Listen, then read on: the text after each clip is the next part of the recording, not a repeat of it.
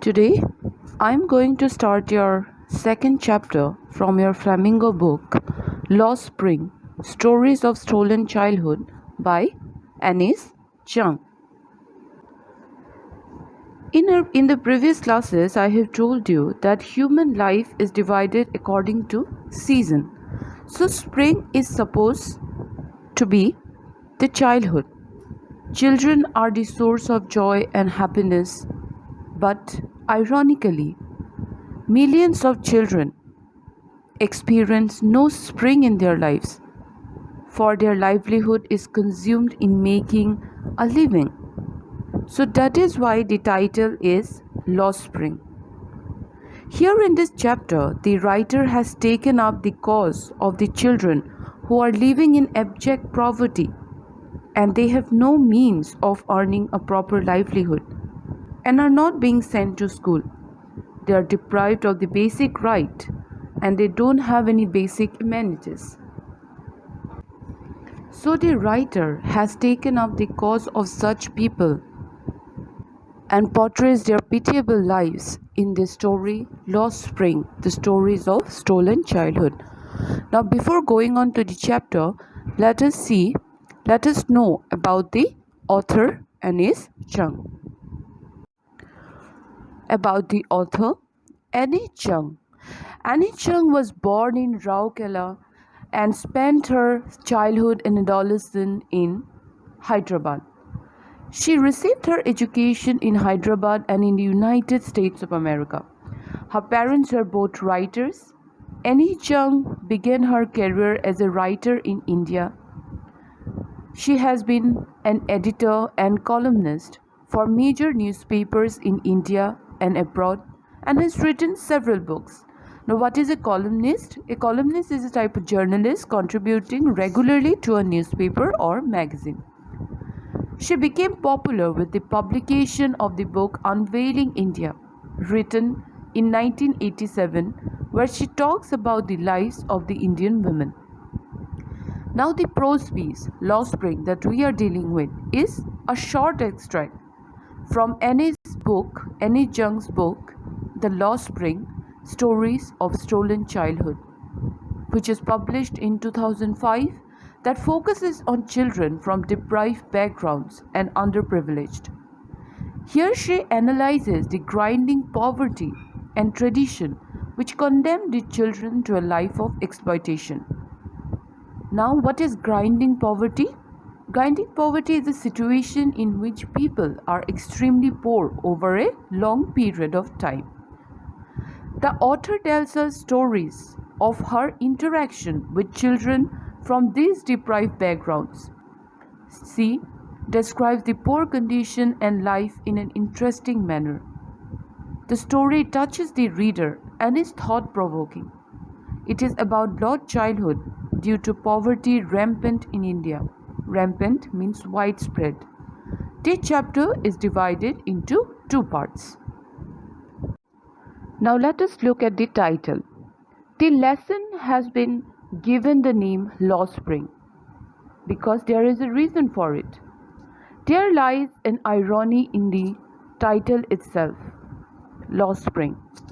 As we all know, spring is the best season. It is the season of joy and happiness. It is a season which is associated with optimism and hope. After a tough winter, we can observe the change in the nature. Flowers bloom and trees get new leaves in this season. So it is the season of growth too.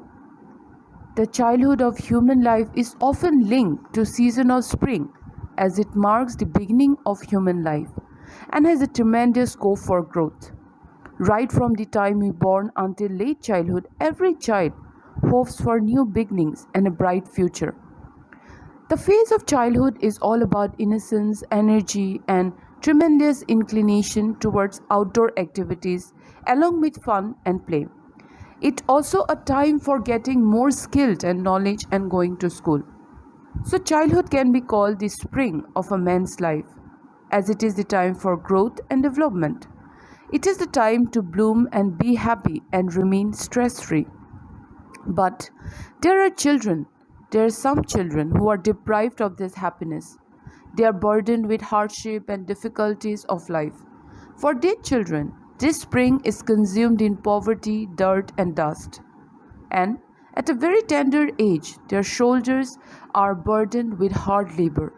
So their pursuit of childhood is lost in their overburdened life. They lost their spring, that is childhood. Hence, the chapter has given the name Lost Spring, because these underprivileged children has actually lost their childhood. The Lost Spring, written by Jung, talks about the condition of children who are forced to live a life of poverty and exploitation. The two main protagonists of the chapter are Sahib-e-Alam and Mukesh, who don't live their childhood as they have to, as like other children, and carry the burden of poverty and illiteracy. Their childhood is lost somewhere while they are trying to earn money in making a living. They must work to support themselves and their families. Their childhood has got lost in all these trials and tribulations of life. They have not seen the basic necessities of childhood, the basic joys of childhood, because they are slogging for survival just to supplement income towards the family. That is why it is Lost Spring. Thus the title brings out the immorality of child labor very appropriately. Through the poverty of Mukesh and Sahib, we came to know about their stolen childhood.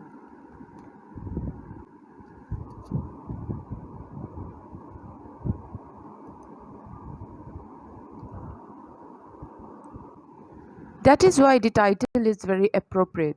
It, Lost Spring, symbolizes the lost childhood.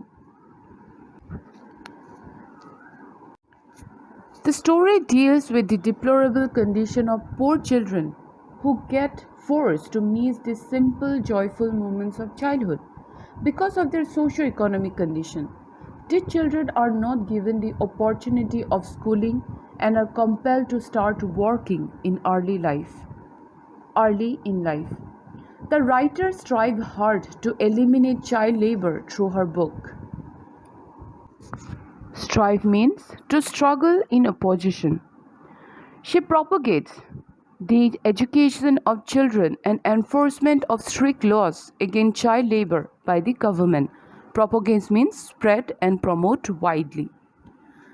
There are certain characters in the lesson, The Lost Spring, Stories of Stolen Childhood.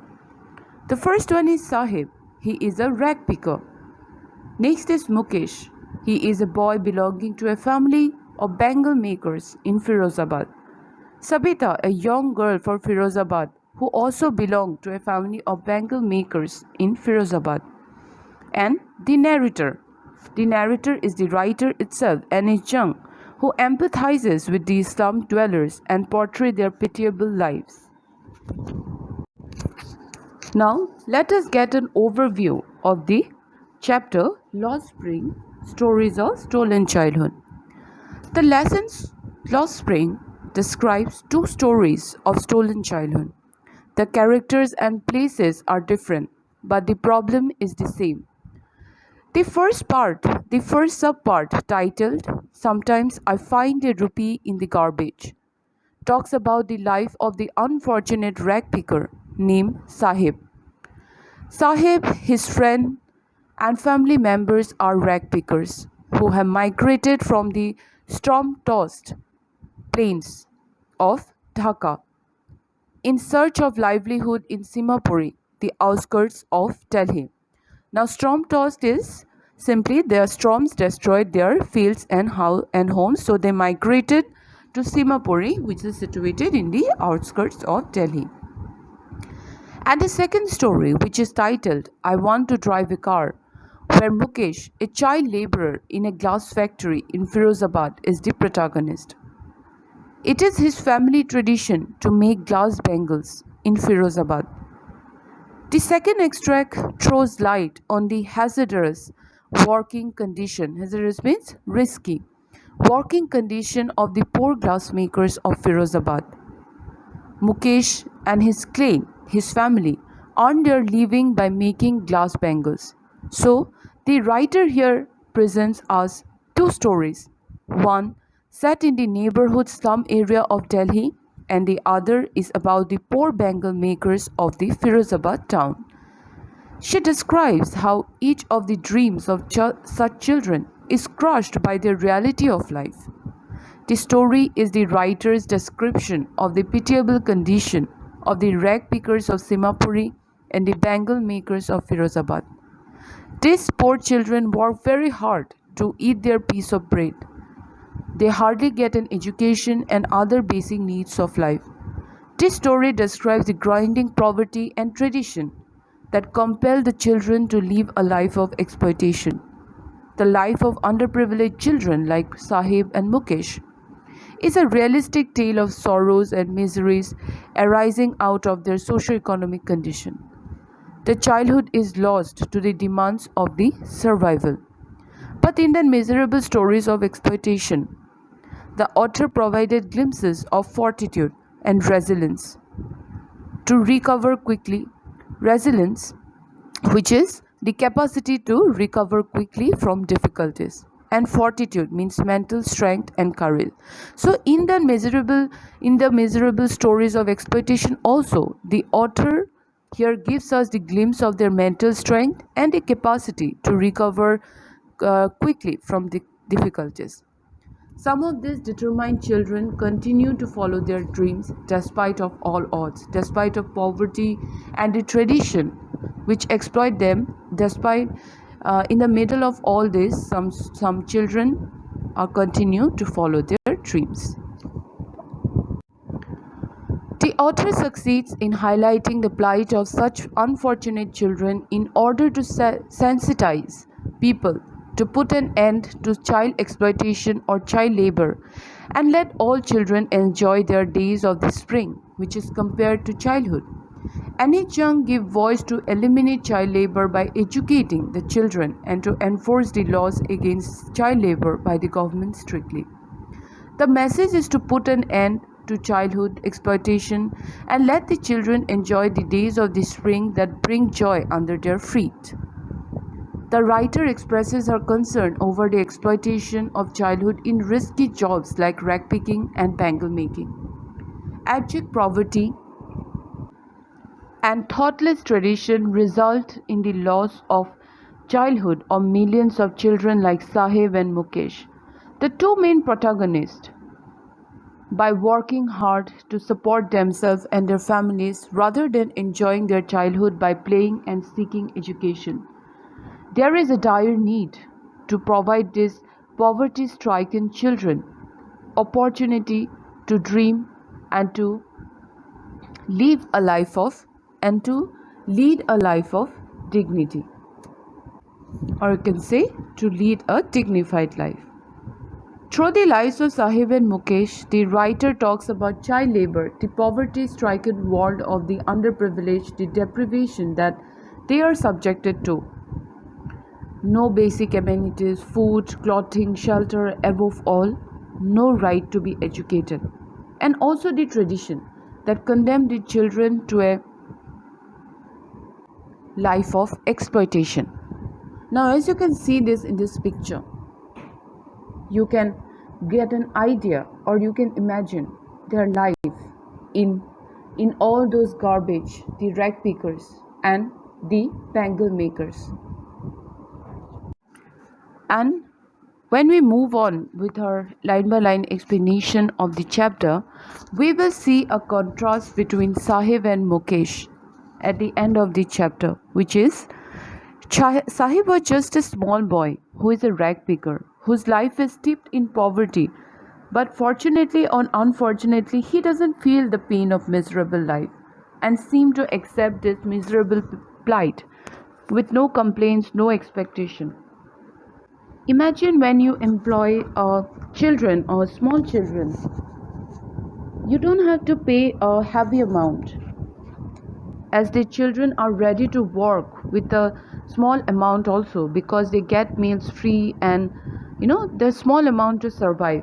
So they are forced into this kind world of exploitation, all these small children, and somehow their life, their childhood were lost. Similar, but Mukesh is more mature and a boy with a difference. He dreams of shaping for himself a better future. He wants to become a motor mechanic. In spite of being born in a bangle making family, he doesn't want to become a bangle maker. He dreams of becoming a motor mechanic.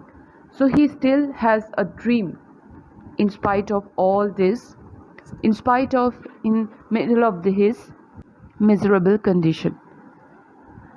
The theme of the story. The writer aims at exposing the national shame of child labor. Not only society, but also politicians are responsible for forcing the children to live and work like adults at such a tender age. The main theme of the story is the plight of poor and is the plight or poor bad condition of street children who are forced into child labor at such an early age. They are deprived of opportunities of schooling also. But both Sahib and Mukesh find themselves in a vicious circle of social stigma, poverty, and exploitation. Another theme that runs parallel is the insensitivity of society and political class to these people's misery. There is an utter lack of compassion, empathy, and commitment for the upliftment of their children.